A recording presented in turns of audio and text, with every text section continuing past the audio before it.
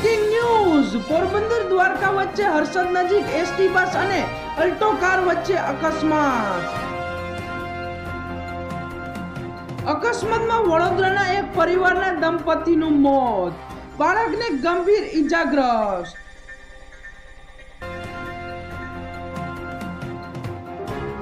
એકનું ઘટના સ્થળે અને એકનું સારવાર માટે પોરબંદર લઈ જતી વખતે થયું મોત।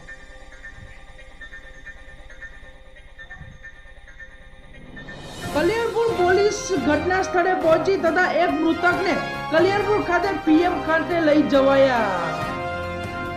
એક મહત્વના બ્રેકિંગ ન્યૂઝ આવી રહ્યા છે। સોમનાથ દ્વારકા એસટી બસ અને એક અલ્ટો કાર વચ્ચે અકસ્માત સર્જાયો છે અને અકસ્માતમાં વડોદરાના એક પરિવારના એક દંપતીનું મોત થયું છે અને બાળક ગંભીર રીતે ઈજાગ્રસ્ત થયું છે।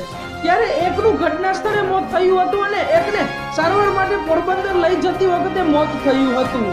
કલ્યાણપુર પોલીસે ઘટના સ્થળે પહોંચી અને વધુ તપાસ હાથ ધરી હતી તથા એક મૃતકને કલ્યાણપુર ખાતે પીએમ માટે લઈ જવાયા।